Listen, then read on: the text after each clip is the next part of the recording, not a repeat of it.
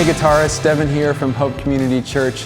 Thank you for watching our video today on rhythm guitar techniques for a worship band. Today we'll be going through 3 specific techniques. The first one is how to use different chord structures while utilizing a capo.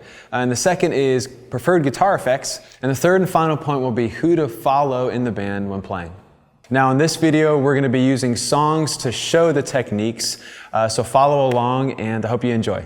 Now if you grew up anything like me, you played primarily punk and just pure hard rock and roll. With that came a lot of power chords. But nowadays I like playing a lot of open, breathing chord structures, and I find that best in the key of E, the key of C, and the key of G, similar to many acoustic players. So the example I want to show you today is with the song Alive by Young and Free. The original is in the key of E, except very often churches will do it in the key of D.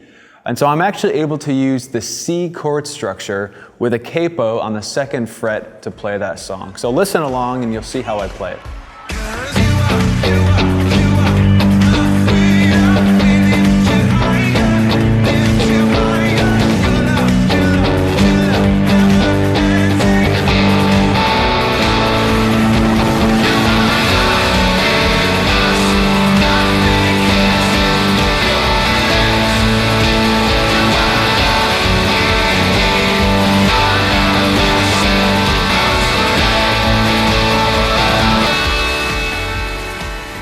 So not all of us have had the opportunity to study music theory, and so for this technique you will need to learn how to transpose your chords, but don't worry, below is a link to a capo and transposition chart for every key. Now the chords in the chorus of Alive are B minor, D over F sharp, G, B minor, A. But with the key of C, with capo 2, we're actually going to be playing A minor, C over E, F, then A minor, then G. So if we're honest with ourselves, not all of us have massive synths and pads filling up the mix in these songs, kind of like the song Alive has. So what this does is it allows your rhythm guitarist to fill up the mix by using a capo in the key of C. So for the next example, we're going to use the song This I Believe by Hillsong. And I like playing it in the key of B, the original key, except with the capo at the 4th fret. So I could use the G chord structure to play the song. So listen along.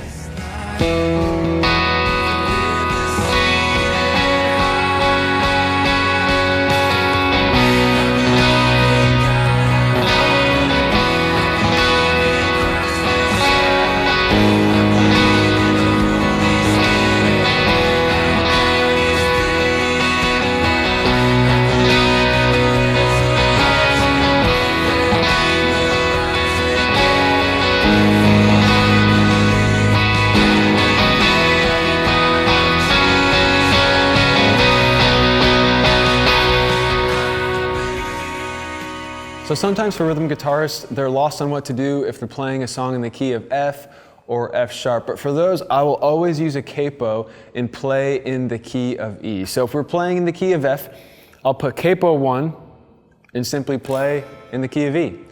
And the same thing for F sharp. I put the capo on fret 2 and play in the key of E. And it's nice and full and you don't have to play power chords to keep up.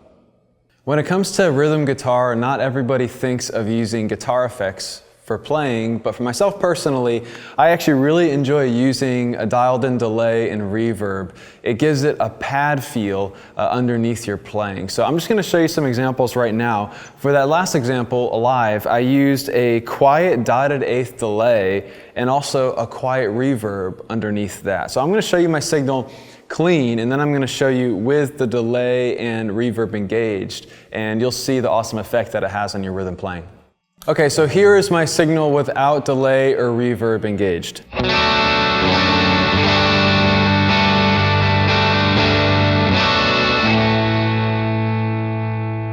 And here is my signal with reverb and delay engaged.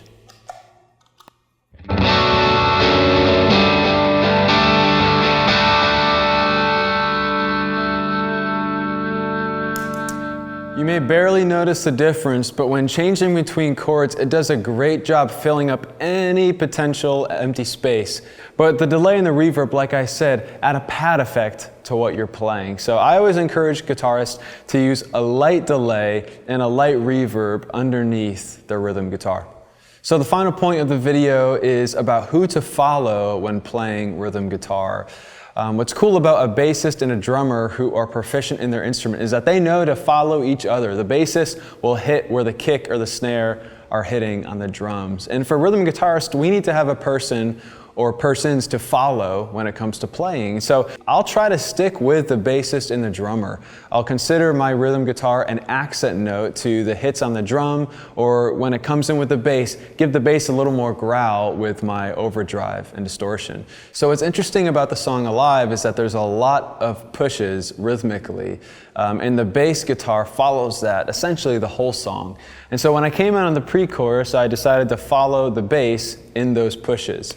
And they continue throughout the chorus. And what this does is it really bolsters up those low-end hits. And it sounds really full and really enlivening out in the mix. So I'd encourage you to do that when playing that song, but also with other selections to follow the bass and follow the drums in those hits. And you'll really do a good job blending what you're playing with the rest of the band, which is really what the rhythm guitar is all about. Thank you guys for watching our video today. I hope it was helpful to you. And if you haven't yet, subscribe to our page to stay up to date on all our material. Thanks again for watching. Have an awesome day.